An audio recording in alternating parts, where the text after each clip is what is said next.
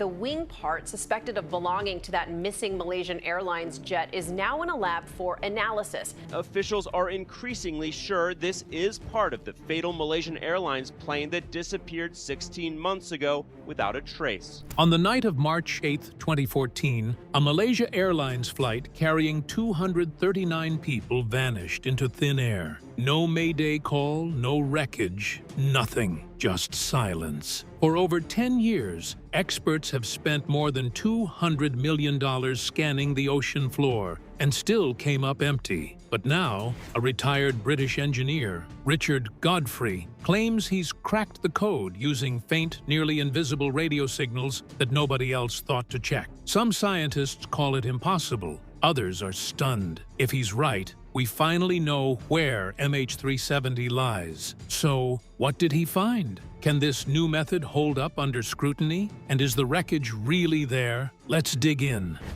The night the plane vanished. You may know the story of MH370, or at least you think you do. A plane takes off, flies into the night, and then gone. But the truth is, the version most of us have in our heads barely scratches the surface. What really happened that night is way more complex, way more chilling, and honestly, it raises more questions than answers. Let's rewind. It was March 8th, 2014. Malaysia Airlines flight MH370, a Boeing 777, lifted off from Kuala Lumpur just after midnight, 12:41 in the morning, to be exact. The plane was packed with 239 people, business travelers, tourists, and entire families heading to Beijing. For the first half hour or so, everything looked boringly normal. Smooth climb, routine chatter with air traffic control, nothing that would have raised an eyebrow. And then came the last words anyone ever heard from the cockpit. At 1:19 a.m., the Malaysian controller told them to check in with Vietnam as they crossed into new airspace. The pilot's reply? Calm as ever. Good night, Malaysian 370. 2 minutes later, at 1:21, the plane's transponder went dark. That's the device that tells air traffic controllers the plane's ID, altitude, and speed. In other words, the thing that makes it visible on civilian radar. Suddenly, it was gone. To the outside world, it looked like the plane had blinked out of existence. But here's the first twist, and it's a big one. The plane hadn't vanished. Not yet. While civilian radar lost it, Malaysia's military radar, which works differently, more like bouncing a flashlight beam off an object and catching the reflection, kept picking something up. An unidentified blip showed up, and investigators later said, yeah, this was most likely MH370. Only now the plane wasn't following its flight path at all. It had made a sharp left turn. Not a drift, not a wobble, a deliberate, controlled turn. Instead of heading northeast toward Beijing, it swung back west, crossing over the Malay Peninsula, right past its own home turf. Then it kept going, flying out toward the Andaman Sea. Military radar tracked it for another hour until 2:22 a.m., when it disappeared off their screens northwest of Penang Island. Past that, nothing. Imagine being in that radar room, watching the blip you know is a passenger jet just walk off the map. No distress call, no squawk code, no explanation. Just gone. But here's where things get even stranger. Because while the plane wasn't talking to air traffic control anymore, it was still whispering into space. The aircraft's satellite system, the Satellite Data Unit, had quietly reconnected with an Inmarsat satellite orbiting over the Indian Ocean. This wasn't meant for tracking planes. It was just a maintenance handshake, a kind of, yep, still here, ping. But these ghostly signals ended up being the only real evidence of MH370's path for the next 6 hours. There were 7 of those pings in total. And with no black box, no radar, no radio calls, those 7 handshakes became the breadcrumbs investigators clung to. Using 2 key pieces of data, the burst timing offset, basically the delay in the signal's round trip, and the burst frequency offset, a tiny Doppler shift in the signal. Engineers tried to map out where the plane had gone. What they got were arcs. Enormous, sweeping arcs stretching across the planet. One path pointed north, across Asia. The other plunged south, into the vast emptiness of the Indian Ocean. The northern route was ruled out fast. Too many radars, too many militaries watching that sky. Somebody would have noticed a rogue Boeing, so all attention went south. That led to what we now call the seventh arc, the final line drawn at 8:19 a.m. when the last handshake came in. According to the math, that's when MH370 was most likely ran out of fuel, drifting down somewhere along that lonely curve in the Indian Ocean. And so began one of the biggest, most expensive searches in aviation history. Dozens of ships, planes, and later deep-sea drones scoured an area of 120,000 square kilometers of seabed. That's about the size of Pennsylvania, for context. They spent years and hundreds of millions of dollars dragging sonar across the ocean floor. And what did they find? Nothing? Well, not completely nothing. Over time, a handful of pieces of debris washed up. A wing flap in Reunion Island, some interior paneling in Mozambique, more bits in Madagascar. But none of that debris gave investigators a smoking gun. No cockpit voice recorder, no flight data recorder, no real answers. The search had hit a wall. The Inmarsat math seemed brilliant at first, but if it was so perfect, why did it lead to an empty ocean? That's the question that still haunts people. Something in the official story wasn't adding up, and in the middle of that vacuum, with no clear wreckage, no clear explanation, came a flood of theories, some wild, some chillingly possible. But one of the most intriguing voices to step into this mystery was Richard Godfrey, the man who says he's figured out where MH370 really is, and who stunned the world with his proof. We have oceanography, drift analysis, we have the performance data from Boeing. The story everyone believed, but shouldn't have. Here's the thing, when you strip away all the noise, the official story of MH370 is actually kind of simple. Too simple, maybe. In the years after the plane vanished, investigators, media outlets, and even some aviation experts latched onto one explanation. It goes like this. Captain Zahari Ahmad Shah, the 53-year-old veteran pilot with more than 18,000 flight hours, hijacked his own plane. According to this version, he calmly switched off the communication systems, made a sharp U-turn across Malaysia, depressurized the cabin so everyone else on board passed out, then kept flying south into nowhere for nearly 7 hours. Eventually, when the fuel ran dry, the massive Boeing 777 supposedly slipped quietly into the southern Indian Ocean in what some called a ghost flight or a zombie flight. On paper, it sounds like the kind of chilling story Hollywood might cook up. A respected pilot turning into the villain, carrying 239 people to their deaths. But here's the problem. When you start looking closely at the evidence, this neat little theory falls apart in at least 3 massive ways. Let's start with the satellite data, because that's really the backbone of the whole official theory. Those handshakes MH370 made with the Inmarsat satellite were used to map its supposed path. But here's where things get messy. The very last set of data, around 8:19 in the morning, shows something strange. The burst frequency offset, or BFO for short, suggests the aircraft wasn't just gliding down gently, like an engine-out airplane trying to ditch safely.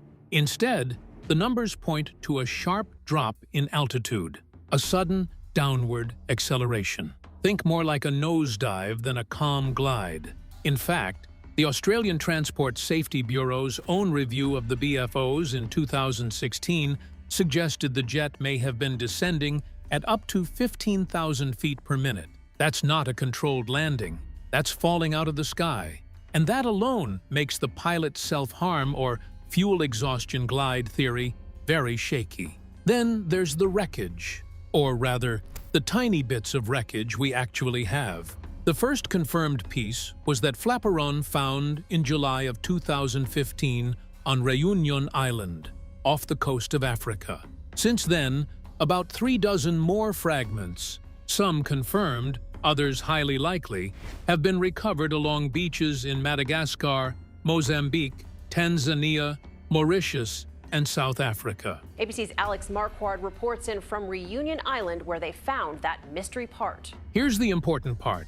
The flaperon wasn't in a condition you'd expect if the pilot had tried to glide the plane down for a soft ditching.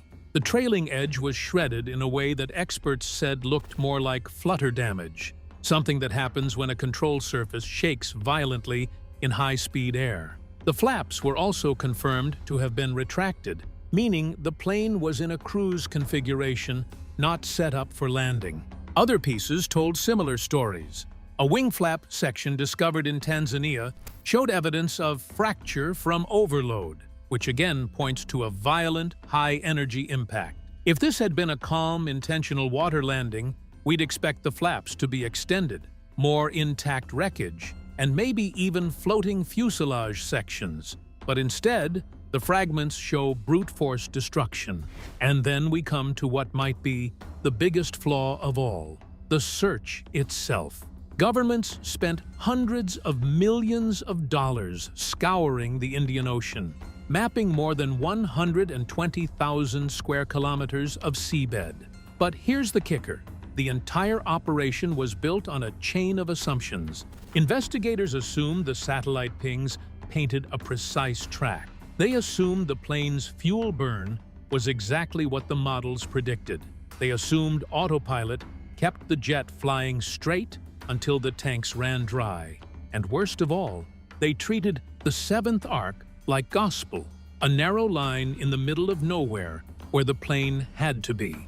But assumptions are dangerous. And as year after year went by, with ships towing sonar and underwater drones, finding nothing but volcanic ridges and deep trenches, the truth became impossible to ignore. They had been looking in the wrong place. This was a classic case of confirmation bias, believing a theory so strongly that you twist every piece of evidence to fit it. The pilot's self-harm story was neat and easy for headlines, but the real evidence was messy and contradictory. So, where does that leave us? By the time the official search was suspended in early 2017, people were frustrated, angry, and desperate. Families of the victims still had no answers.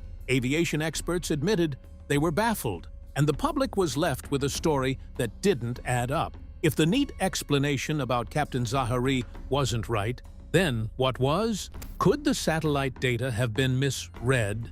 Could the wreckage be pointing to a totally different kind of crash? Or was there another method, some overlooked piece of technology that could actually track MH370 more accurately than anything the official search teams had tried? That's where Richard Godfrey enters the picture. A retired British aerospace engineer with a taste for puzzles, he decided to take a completely different approach. While governments were stuck staring at satellite pings, Godfrey was asking a question no one else had dared to ask. And his answer would shake everything we thought we knew about MH370. Richard Godfrey's crazy-sounding idea that might not be so crazy. 2 years after people had given up on MH370 ever being found, one man in his 70s, sitting quietly in his study, was asking himself a question so odd that it sounded like the start of a bad joke. What if a missing plane could be tracked? Not with satellites, not with radar, not even with military tech, but by amateur radio hobbyists tinkering in their garages. That's the kind of question Richard Godfrey, a retired British aerospace engineer, started asking around 2 years after the disappearance. Credible evidence is provided, and the search will resume. While governments were pouring millions into searches that kept turning up nothing but empty ocean, Godfrey wasn't satisfied. He had spent his life solving engineering puzzles, and this was the biggest one he'd ever come across. So he dug into a technology almost nobody outside the ham radio community had even heard of, something called WSPR. WSPR, Weak Signal Propagation Reporter, is a weird little system invented in the 2000s. Basically, Thousands of amateur radio enthusiasts all over the world send out tiny, whisper-like radio signals every couple of minutes. The signals are ridiculously weak, often less than 1 watt, about the same power as a nightlight, but they can bounce off the ionosphere and travel thousands of miles. Think of WSPR like a giant spider web stretched around the whole globe. Each thread is one of those weak signals, moving back and forth between 2 stations.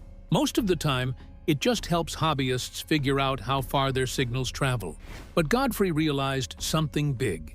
If a huge airplane slices through one of those threads, it leaves a disturbance. It doesn't sound dramatic. It might just be a tiny dip in the signal strength or a little shift in frequency, sometimes less than a single decibel. But those disturbances get logged every single time in an online database called WSPRnet. And that database is huge. Years worth of data, billions of little tweets from radios all around the world. Godfrey thought, if MH370 really flew across the Indian Ocean that night, then it must have crossed dozens of those invisible threads. And if he could find those disturbances, he might be able to map the plane's path like a trail of breadcrumbs. So he rolled up his sleeves and started digging. This wasn't a weekend project. It became his obsession. For 3 years, he combed through the WSPRnet archive, which meant dealing with more than 200 billion lines of raw data. He had to build custom software just to filter out all the false alarms, things like solar storms, background interference, under the normal chaos of the ionosphere. And then, slowly, a picture started to form. On the night between March 7th and March 8th of 2014, when the Boeing 777 disappeared, Godfrey found roughly 130 WSPR anomalies over the Indian Ocean. Not random noise, not explainable by weather or radio interference. When he plotted them on a map in the order they happened, they lined up into a track. The track began right where Malaysian military radar had last picked up the plane. From there, it curved southwest, then turned south. Exactly the kind of turn investigators had long suspected, but with far more precision. And the trail didn't just fade away. It ended at a very specific spot, 29.128 degrees south, 99.934 degrees east. That's about 1,500 kilometers west of Perth, Australia. Deep water, yes, but still about 200 kilometers inside an area that no official or private search had ever touched. For the first time in years, someone had produced a brand new data-driven location for MH370. Not a vague guess, not another maybe over here. A single point, backed up by hard numbers, but numbers aren't enough. Putting the numbers to the test. Numbers on a page are just that, numbers. They don't drag a plane off the ocean floor. They don't give families closure. For Richard Godfrey, the real test wasn't whether he could find patterns in ham radio signals. The real test was whether those patterns could stand up to hard questions from people who didn't care about theories. They wanted proof. That's why he took his findings to the University of Liverpool, to a team of analysts who weren't strangers to solving tragedies like this. These were the same experts who had helped track down the wreckage of Air France Flight 447 after it went missing in the Atlantic. The aircraft begins to roll.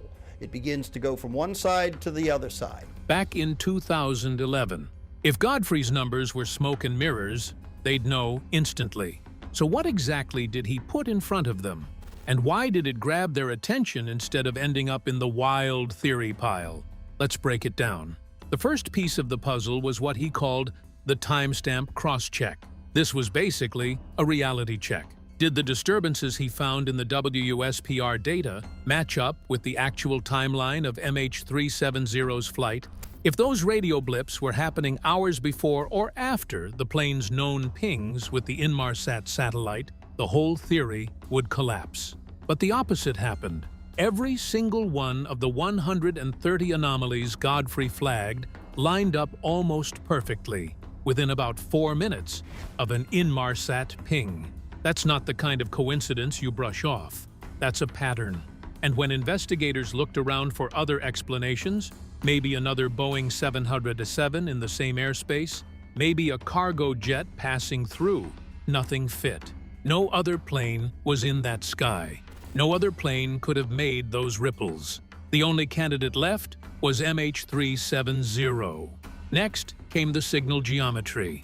Think of this like replacing a blurry photograph with a sharp one.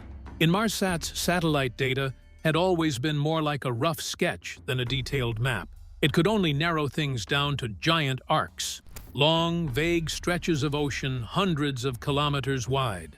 Good enough to guess, but not good enough to pinpoint. WSPR changed that game. Because each signal traveled along a specific path between two radio operators, say one in New Zealand and one in South Africa, any disturbance was locked to that path. When several paths showed disturbances at the same time, you could cross them like lines on a map. Suddenly, instead of a search area the size of a continent, Godfrey was drawing corridors only about 20 kilometers wide. The more paths he had, the more precise the trail became. Moved forward in the last 6 years with the technology. We have new research into MH370. Then came the trickiest test, the refraction fingerprint. This was about proving the wiggles in the radio signals weren't just random noise. The ocean's surface, the ionosphere, even solar activity could all bend and twist radio waves in ways that looked messy. Godfrey needed to show that what he was picking up was the fingerprint of a huge airplane, not a glitch of nature. He focused on signals in the 14 megahertz range because that frequency reacts in a predictable way when something as massive as a Boeing 777 cuts across it. To make sure the results weren't junk, his software threw out any faint or muddy disturbances. Only strong hits, around -25 decibels or better, made the cut. After running all those filters, he was left with 130 solid anomalies. And here's the kicker. They weren't scattered all over the map. They clustered, forming a line across the southern Indian Ocean, almost like someone had sprinkled breadcrumbs across the water. When the Liverpool team ran the numbers through their own models, using Bayesian analysis, the same statistical method that had nailed down Air France 447's location, they came back with something remarkable. Their calculation showed a 74% probability that MH370's wreckage was sitting inside a small patch of ocean centered on Godfrey's coordinates. For the first time since the plane vanished, the data wasn't just hopeful, it was mathematically solid. Now imagine being one of those scientists. You've spent years watching wild theories pop up and burn out. Stolen planes, secret bases, pilot self-harm, even abductions. And then someone hands you a trail of data points that line up almost too neatly to ignore. It wasn't absolute proof, but it was the closest thing anyone had seen since the night the plane disappeared. The pushback against WSPR. Here's the thing about any bold new idea. The moment you put it out there, people are going to push back. That's not a bad thing. It's actually how science is supposed to work. If no one questioned it, that would be even stranger. And with something as haunting and emotionally loaded as MH370, the skepticism was instant and loud. So let's walk through the biggest objections people threw at Richard Godfrey's WSPR theory and how he and others pushed back. The first objection hit almost immediately. WSPR was never designed for this purpose. And you know what? That's true. WSPR, or Whisper as radio folks call it, was never built to track lost airplanes. It was made for ham radio hobbyists who wanted to bounce signals off the atmosphere and see where they landed. Nothing more. But here's the twist. Science is full of tools being used in ways the inventors never dreamed of. Think about it. X-rays were discovered by accident when Wilhelm Röntgen was just experimenting with cathode rays back in the late 1800s. Penicillin? Total fluke when Alexander Fleming noticed mold-killing bacteria in his petri dishes in 1928. Even GPS, which we now use to find the closest coffee shop, was originally a military navigation system. So yeah, WSPR wasn't built to find missing planes. But the physics behind it, the way radio waves bend, scatter, and get messed up when something big slices through them, that's solid, decades-old science. Even Joe Taylor, the Nobel Prize winner who actually invented WSPR, admitted that airplanes absolutely can disturb these signals. He was more cautious about whether you could pin down exact locations, but the basic premise? Rock solid. And Godfrey didn't just stop at theory. He went for a real-world test. Last November, his team teamed up with folks at the University of Liverpool and chartered a Boeing 777. They flew it along the very corridor over the Indian Ocean that matched the suspected MH370 route. Meanwhile, WSPR stations around the world were listening. And guess what? Right on cue, the disturbances popped up exactly where the plane was.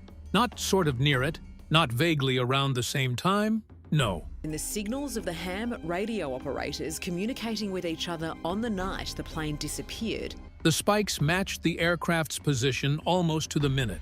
That was the smoking gun. Proof that this wasn't just math on a napkin.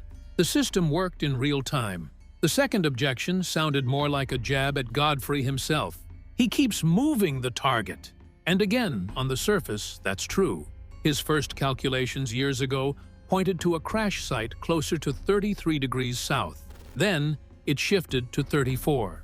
Then finally to 29 degrees south. Critics pounced, saying it looked like guesswork. But here's the thing. In science, changing your answer as you get better data isn't failure. It's progress. When Copernicus first laid out the idea that the Earth wasn't the center of the universe, his math wasn't perfect. It took later astronomers, refining the data, to tighten the model. Same deal here. Godfrey didn't just throw darts at a map. Each shift happened because more WSPR data came online, and because the algorithms analyzing it got smarter.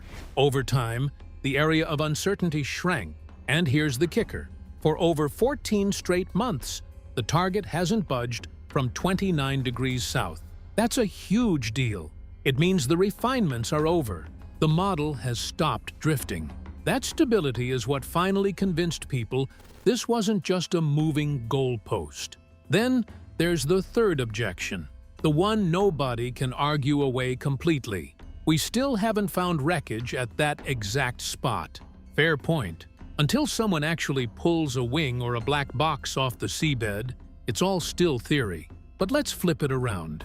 Instead of starting with theory, start with the debris we already have.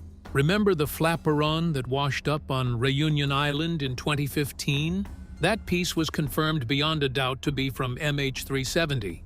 There are in total 160 of these detections. Later, more debris turned up in places like Mozambique, Madagascar, and Tanzania.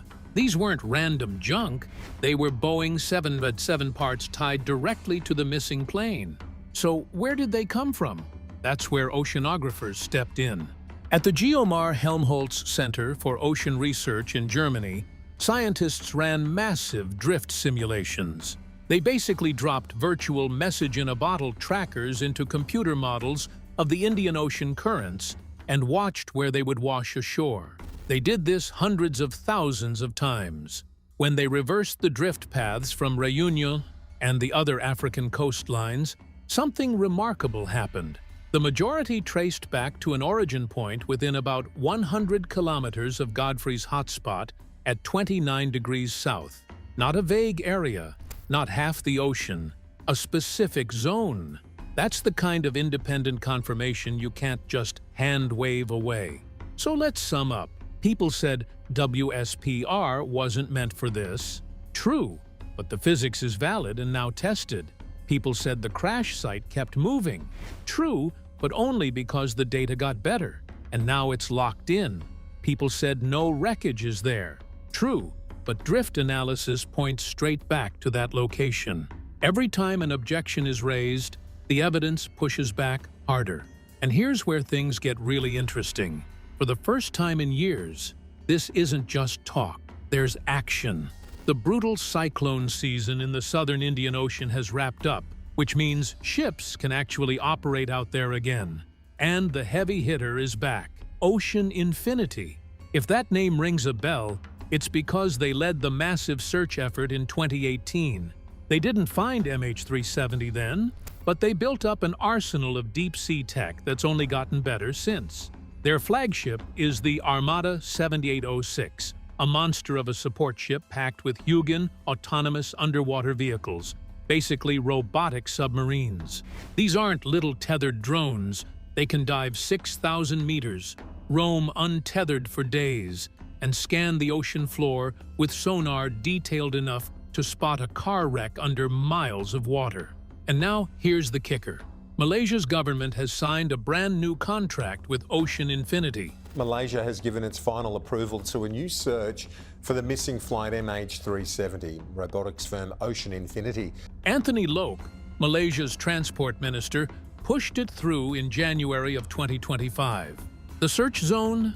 A carefully defined 15,000 square kilometer box, zeroed in on the exact hotspot identified by the WSPR analysis. The deal is no find, no fee. Translation: Ocean Infinity is paying all the upfront costs, estimated around $70 million, and only gets paid if they actually find the wreck. That alone should tell you something. They wouldn't gamble that kind of money and resources unless they believed the data was strong. Now, let's talk numbers. A single Hugin AUV can cover about 500 square kilometers a day, cruising slowly at 3 knots while scanning the seabed. With an entire fleet running around the clock, they can sweep the entire search box in about 1 month. Think about that. More than a decade of frustration and dead ends, and now the answer might be less than 30 days away. Once they get underway, the ship is loaded, the robots are ready, the contract is signed.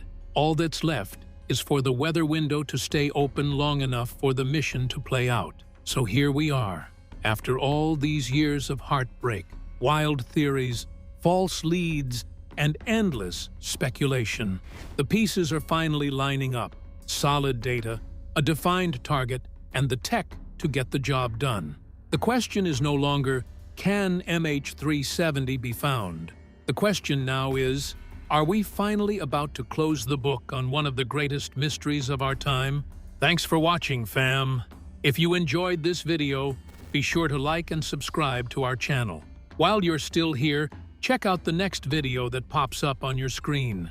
You never know what you might discover next.